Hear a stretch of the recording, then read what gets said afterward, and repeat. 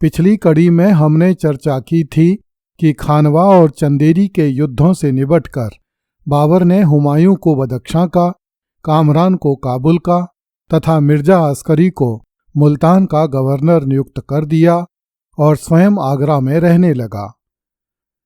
अब बाबर ने अपने परिवार की औरतों को भारत बुलाने का निर्णय लिया।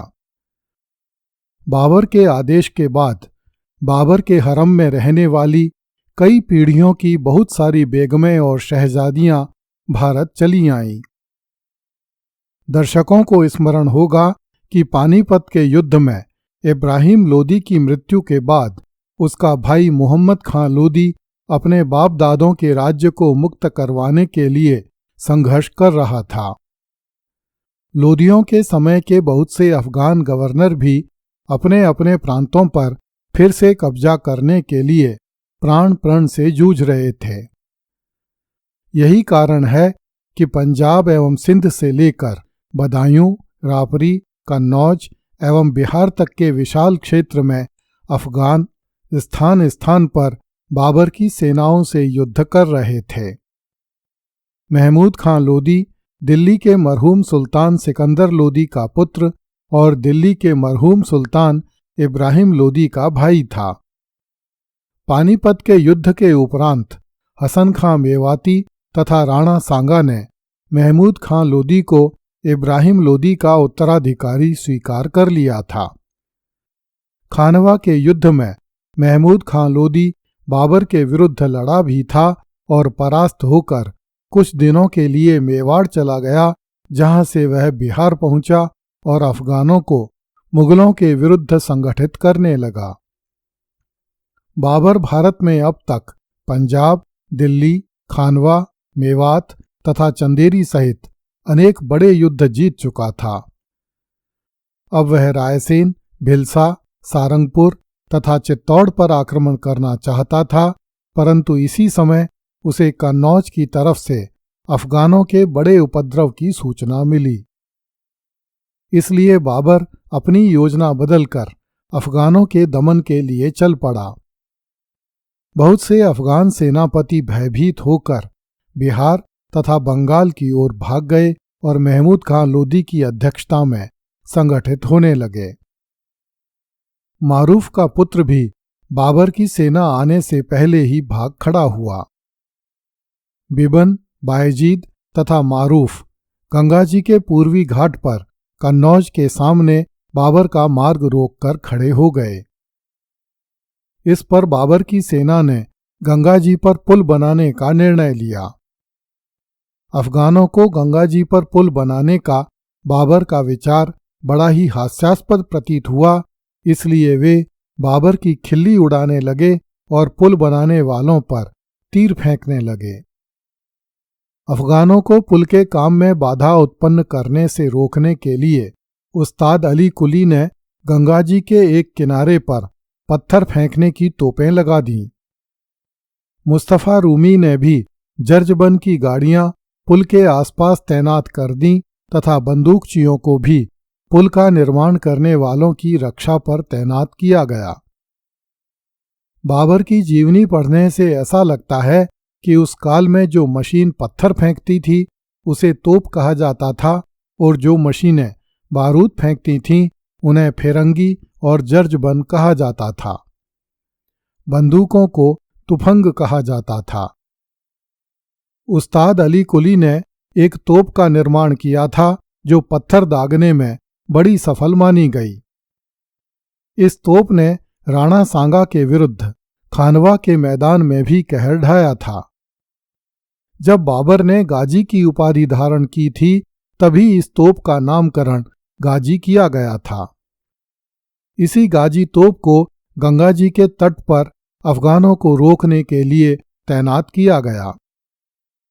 दर्शकों को स्मरण होगा कि उस्ताद अली कुली ने एक और बड़ी तोप बनाई थी जो बेगमों के सामने किए गए प्रदर्शन के दौरान फट जाने से बेकार हो गई थी। जब गंगा जी पर पुल बनकर तैयार हो गया तब 13 मार्च 1828 को बाबर की सेना उस पर चढ़कर पार हो गई। अफगानियों को आशा नहीं थी कि बाबर इतनी चौड़ी नदी पर पुल बनाने में सफल हो जाएगा, इसलिए वे बाबर की सेना को अपनी तरफ आता देखकर हैरान रह गए। फिर भी अफगान सेना किसी भी स्थिति से निपटने के लिए तैयार थी।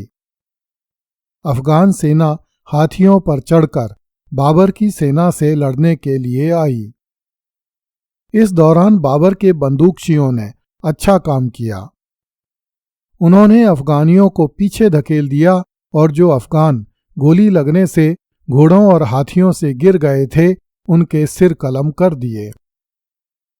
15 मार्च 1528 को बाबर की तोप गाड़ियों को भी नदी के पार उतार दिया गया। उस दिन बाबर ने युद्ध का नक्कारा बजाया, जिसे सुनकर अफगानी भाग खड़े हुए। बाबर ने चीन, तैमूर सुल्तान तथा बहुत से सेनापतियों को आदेश दिया कि वे अपनी अपनी टुकड़ियां लेकर अफगानियों का पीछा करें और उन्हें मौत के घाट उतार दें। इन सभी सेनापतियों को आदेश दिया गया कि वे चीन, तैमूर के आदेशों का पालन करें। बाबर इस बार कुछ ऊंट भी अपने साथ लाया था ताकि युद्ध का मैदान छोड़कर भाग रहे शत्रु का पीछा तेजी से किया जा सके। फिर भी बाबर की सेना अफगानियों का पीछा करने में विशेष सफलता प्राप्त नहीं कर सकी। इस विजय के बाद बाबर अयोध्या पहुंचा। बाबर ने अपनी आत्मकथा में लिखा है कि मार्च 1528 में बाबर अवध पहुंचा था, किंतु बाबर ने यह नहीं लिखा है कि वह अवध क्यों गया था। बाबर की आत्मकथा में उल्लिखित अवध की यह यात्रा भारत के इतिहास को दिया गया एक ऐसा घाव है जिसका बाबर ने समुचित उल्लेख नहीं किया है। किंतु लाला सीताराम बीए आदि कुछ लेखकों ने बाबर की इस यात्रा का विस्तार से वर्णन किया है। लाला सीताराम बीए ने अपनी पुस्तक अयोध्या का इतिहास में लिखा है कि ईस्वी 1528 में बाबर दल बल सहित अयोध्या की ओर बढ़ा और उसने घाघरा के संगम पर डेरा डाला। यह संगम अयोध्या से 3 कोस पूर्व में स्थित था। यहां बाबर 1 सप्ताह तक आसपास के क्षेत्रों का प्रबंध करता रहा। एक दिन वह अयोध्या के फकीर फजल अब्बास कलंदर के दर्शन करने को आया। उस कलंदर ने बाबर को एक ऐसा चमत्कार दिखाया जिसे देखकर बाबर हैरान रह गया और प्रतिदिन फकीर के दर्शन को जाने लगा। एक दिन फकीर ने बाबर से कहा कि जन्म स्थान मंदिर तोड़वाकर मेरी नमाज के लिए एक मस्जिद बनवा दो।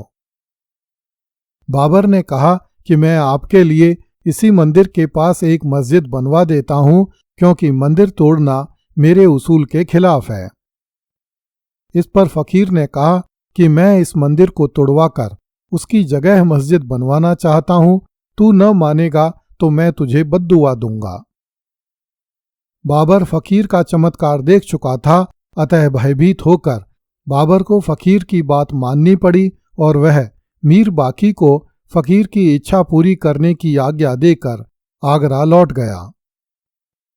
तारीख पानीना मदीनतुल औलिया नामक पुस्तक में लिखा है कि बाबर अपनी किशोर अवस्था में एक बार हिंदुस्तान आया था और अयोध्या के 2 मुसलमान फकीरों से मिला था। एक का नाम फजल अब्बास कलंदर था और दूसरे का नाम मूसा अशिकान था। बाबर ने इन फकीरों से प्रार्थना की कि मुझे ऐसा आशीर्वाद दीजिए जिससे मैं हिंदुस्तान का बादशाह बन जाऊं। फकीरों ने उत्तर दिया कि तुम जन्म स्थान के मंदिर को तोड़कर मस्जिद बनवाने की प्रतिज्ञा करो तो हम तुम्हारे लिए दुआ करें।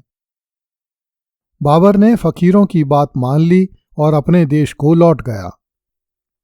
अगली कड़ी में देखिए, राजगुरु देवीनाथ पांडे ने श्री राम जन्मभूमि हेतु पहला बलिदान दिया। कृपया इस चैनल को लाइक, सब्सक्राइब एवं शेयर करें। धन्यवाद।